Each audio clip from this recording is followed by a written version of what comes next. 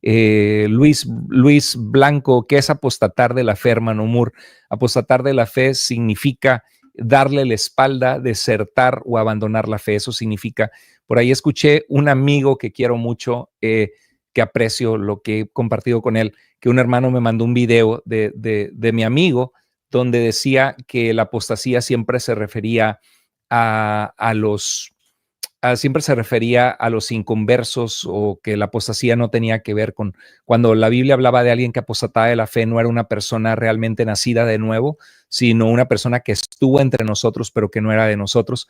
Y no, decía que la apostasía se refería a, no quiero mal citarlo, pero algo así como, como perseguir la fe, que los apóstatas eran perseguidores de la fe. Y le decía al hermano, no sé de dónde el hermano sacó, pensaba escribirle en privado, no sé de dónde sacó esa definición, porque la definición de la apostasía significa dar la espalda, abandonar o desertar una fe que se tuvo. O sea, no hay la apostasía de un simpatizante de la fe, no hay la apostasía de alguien que estaba en la iglesia y que solamente le gustaba la iglesia, pero que no era un verdadero cristiano. Para hacer apostasía, tiene que ser alguien que abandona una fe real que tuvo. Y dice primera de Timoteo 4:1 que en los postreros tiempos algunos apostatarán de la fe.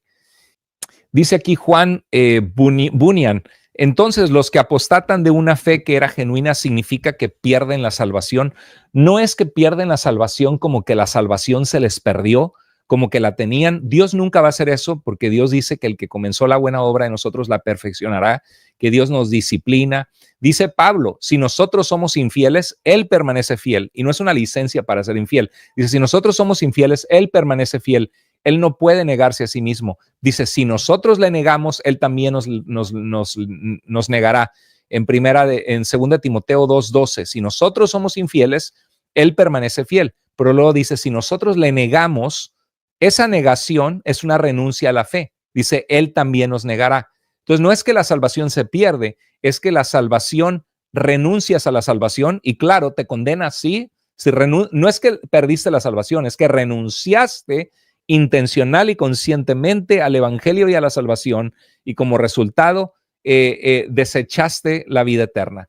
Y eso es algo que la Biblia, y algunos lo escuchan y dicen, ay, qué herejía, no lo puedo creer, el doctor Moore está diciendo semejante cosa cuando nadie nos arrebatará de la mano del Padre. ¿Cómo es posible? Bueno, bienvenida a la realidad bíblica, bienvenida a lo que dice Jesús, bienvenida a lo que dice Pablo.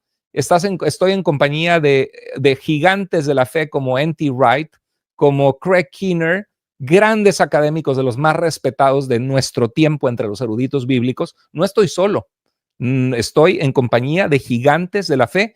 Y otra cosa, estoy en compañía de toda la iglesia primitiva, porque toda la iglesia primitiva creía eso. Primera de Corintios, capítulo 8, dice, verso 11, dice, tengan cuidado que su libertad de ustedes de alguna manera no se convierta en tropiezo para el débil. Está hablando de los débiles en la fe. Porque si alguien te ve a ti que tienes conocimiento sentado a la mesa en un templo de ídolos, no será estimulada su conciencia si el débil, si él es débil a comer lo sacrificado a los ídolos y volverse a la idolatría, ¿no? Y dice la Biblia que los idólatras no heredarán el reino de los cielos. Y dice el verso 11, por tu conocimiento se perderá el que es débil, el hermano por quien Cristo murió. Entonces aquí dice que por nosotros abusar de nuestra libertad en Cristo, de sentarnos a comer en un templo de ídolos, un nuevo cristiano en la iglesia de Corinto podía ser tentado a volverse a la idolatría. Y Pablo dice que eso significaba que tu hermano se perdería por quien Cristo murió. Está hablando de un hermano cristiano por quien Cristo murió y dice que se perderá. El mismo verbo que se utiliza en Juan 3:16 en griego, que dice que de tal manera amó Dios al mundo para que todo el que cree en él no se pierda, sino tenga vida eterna.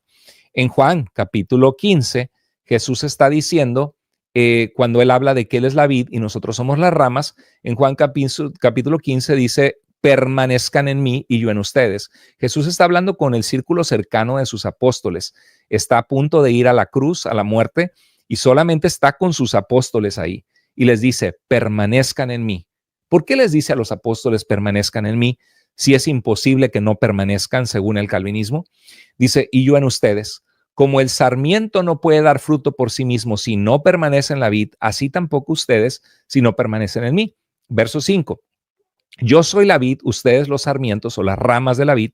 El que permanece en mí y yo en él, ese da mucho fruto, porque separados de mí nada pueden hacer. Y aquí viene el verso clave. El verso 6 dice, si alguien, y estaba hablando a alguien de ustedes, porque estaba hablando a ellos y les estaba diciendo a sus apóstoles que permanecieran en él. Si alguien no permanece en mí, para permanecer en Jesús significa que ya estaban en Jesús. Porque en todo caso Jesús diría si alguien no está en mí, pero Jesús dice si alguien no permanece en mí, mostrando que ya eran una rama de él porque ya estaban en Cristo, porque ya habían puesto su fe en Cristo.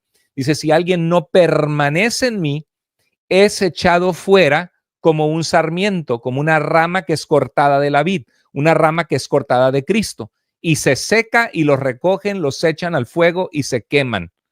Ahí está. Aquí Jesús está hablando a sus apóstoles en una conversación privada que queda como testimonio para la iglesia de todos los siglos. Y Jesús dice, yo soy la vid y ustedes, los cristianos, son las ramas que dependen de mí o de mi savia para poder dar fruto. Pero si alguien no permanece en mí, es cortado y es echado al fuego y se seca. Lo mismo que dice el libro de los Hebreos. Entonces, ¿de qué está hablando Jesús aquí? De la apostasía. De Jesús lo está diciendo, que no le busques tres pies al gato. El texto dice lo que dice. Búscale por donde tú quieras. Pero le está hablando a sus apóstoles y le está diciendo que si alguien no permanece, no dice si alguien no está en mí, si alguien no permanece. ¿Por qué deben permanecer? Porque ya estaban en Cristo. Y dice que son como un sarmiento que es echado fuera. Y lo mismo dice Romanos capítulo 11, el pasaje que les dije que no tiene ningún sentido como el calvinismo interpreta Romanos 9. Cuando llegas al verso 11 está hablando del mismo Israel incrédulo, que Dios no tiene obligación de salvar porque no depende del que corre ni del que quiere, no depende del judío que quiere ser justificado ante Dios rechazando a Cristo, sino de quien Dios tiene misericordia. Y Dios tiene misericordia del que cree en Jesús. Dice, pero si algunas de las ramas fueron desgajadas, está hablando del Israel incrédulo, fueron desgajadas de ese pueblo de Dios con el que Dios se relaciona porque ellos han rechazado a Cristo. Perdón. Dice, y tú siendo un olivo silvestre fuiste injertado entre ellas y fuiste hecho participante, o sea, el gentil que ahora está en Cristo, siguiendo en esa historia de salvación que comenzó con Israel. Dice, no seas arrogante para con las ramas. Y luego, a ver, dice el verso 19, dirás entonces, las ramas fueron desgajadas para que yo fuera injertado. Muy cierto, fueron desgajadas por su incredulidad. No dice que fueron desgajadas porque Dios quiso endurecerlas, no dice que fueron desgajadas. Dios los endureció por la dureza de su corazón, eso sí, pero no porque desde antes de nacer había una elección incondicional de unos para salvación y otros para condenación. No. Dice, fueron desgajadas por su incredulidad, no fueron desgajadas porque Dios no quiso salvarles. Y dice, pero tú por la fe te mantienes firme. Lo que hace que alguien se mantenga firme es la fe. No seas altanero sino teme. ¿De qué tienen que temer si son cristianos en Roma? ¿Por qué van a temer? Dice, porque si Dios no perdonó a las ramas naturales, tampoco a ti te perdonará. Qué fuerte, ¿no? Está hablándole a cristianos. Mira pues la bondad y la severidad de Dios, severidad para con los que cayeron, el Israel incrédulo, pero dice, pero para ti bondad de Dios si permaneces en su bondad. De lo contrario, también tú serás cortado. Ahí lo mismo que Jesús habló en Juan capítulo 15. Y también ellos, si no permanecen en su incredulidad, serán injertados, pues poderoso es Dios para injertarlos de nuevo. ¿Cuál es el factor determinante de estar en la salvación o no? La fe o la incredulidad. Y la apostasía es incredulidad. La apostasía es renunciar intencionalmente a la fe. Así que no se asusten. Algunos lo ven. Yo crecí toda mi vida en denominación bautista, salvo, siempre salvo, y creo en la seguridad de la salvación en el sentido de que el cristiano no anda con miedo de que, ay, ¿será que la pierdo mañana? ¿Será que fallé y ya no soy salvo? ¿Me voy a quedar? No, como cristianos tenemos que vivir con el yelmo, el casco de la salvación. Somos de Cristo. Estas cosas les escribo a ustedes, hijitos, para que sepan que tienen vida eterna. Entonces, aunque la vida eterna todavía no la hemos recibido, todavía la salvación no se ha completado, porque se va a completar en los tiempos postreros, ya hemos sido justificados y tenemos que vivir en esa identidad. Pero algunos lo ven como una herejía. ¡Oh, y no puede ser! El doctor Moore cree que la apostasía es posible, anda muy mal, tenemos que corregir su falsa doctrina. Es la palabra de Dios. Lo que pasa es que nos hemos puesto los lentes agustinianos, nos olvidamos de lo que la iglesia creyó por los primeros 4 siglos, tapamos los versículos bíblicos que no entendemos y los torcemos y nos amparamos en los textos bíblicos que sí hablan de esa seguridad que Dios nos da, porque Dios cumple sus promesas y porque podemos confiar en lo que Dios ha prometido, que nos ha dado las arras del Espíritu Santo, las arras hasta la redención de la posesión adquirida. Pero eso no niega la atención de los otros versos que nos hablan de la necesidad de perseverar y de la posibilidad de la apostasía y de que algunos naufragaron en cuanto a la fe. Es Biblia, 100% Biblia. Desde Génesis hasta Apocalipsis, esa es la realidad. Pero lo que pasa es que anteponemos nuestra convicción teológica actual y todo lo que no se parezca a eso pensamos que es un error grave cuando es la misma Biblia, el mensaje mismo que la Biblia está diciendo. El error es cuando abrazamos una postura a expensas de negar lo que la misma Biblia dice en otros pasajes.